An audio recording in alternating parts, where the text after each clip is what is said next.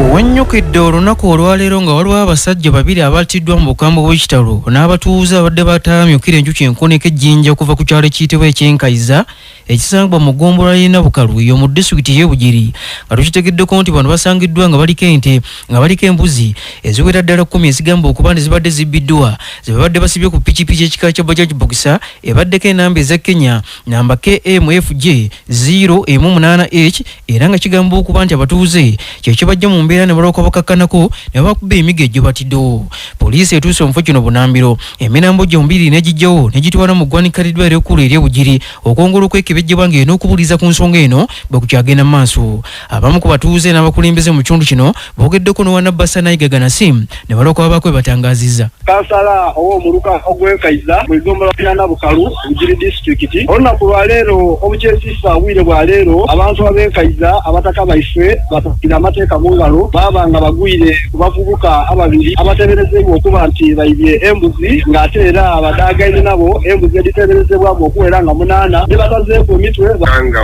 bayibi baliriire era abataka babagamba nga bayibye embuzi 8 mwenda badisazeeku nsale daaku ey'ekumi yebatabaaze ayi nga yona nsale yaku era abataka bagwamu akamba yayo oluvannyuma olw'obabuuza ebibuuzo nga bali kutagalatagala kuba nti ndiweera simanyi biki abakwaku babayita.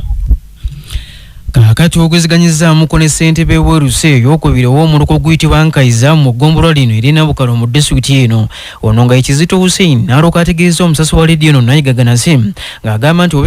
ebikolwa eby'obumenyi bw'amateeka bibadde birudde okulabikira mu kitundu kino kyokka agamba nti byeyongedde bweyongeze naddala mu biseera bino eby'ennaku enkulu awanjagidde abantu babulijjo okulaba nga bwe batyo bakuuma ebintu byabwe kyokka n'abakomako okulaba nga tebatwalya amateeka mu ngalo.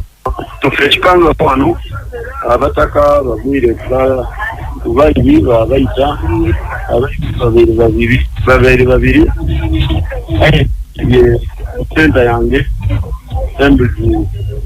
9 eyitibwa gisaze ayi kibaze ino 9 badibaze waziraba abataka bakozesa obusungu obw'ekitalo babanga abantu abo batolewo nga kali bafuna mu mawulire gasinga. Wennyukidde olunaku olwaleero nga poliisi okuva mu kitundu ekyasezebwa mu disitulikiti y'Ebuyikwe etandise okunoonyeza akabenje akagudde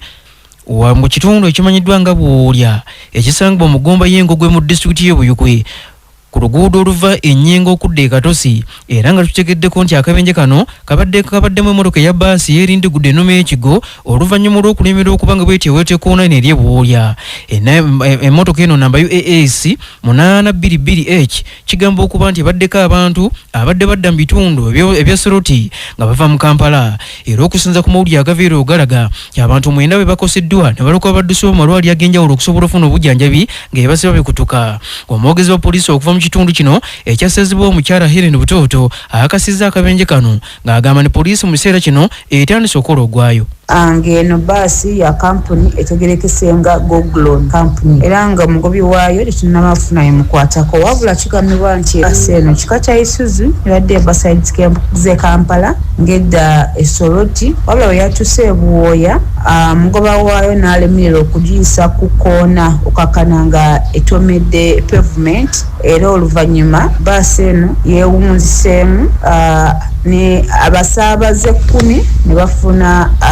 asabaze 10 ne bakosebwa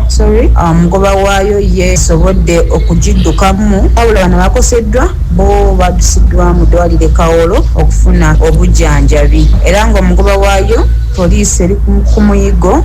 eri mu kumunoonya. Kyokka okusinziira ku bamu ku bakaawonawo n'abo abeerabiddeko n'agaba aboogezeganyizza mukono wa Nabbasa Gideon Kiyimba bategeezezza nti akaseera kabadde kazibu nnyo abantu abadde bafunye akabenje okusobola okubayoloola okubaddusa mu ddwaliro era nga abasinga babadde bali mu kulaajana okutuusa poliisi n'abamu n'abantu babulijjo bakolaganidde awamu ne basobola okubaddusa mu malwaliro ag'enjawulo gye bali okufunira obujjanjabi. Tunetutuka ku runabout konnakita yagamba driver motoka runabout eri maaso suddenly n'alinnya brake emmotoka netaninga down ebadenga like 70 people banji like 40 people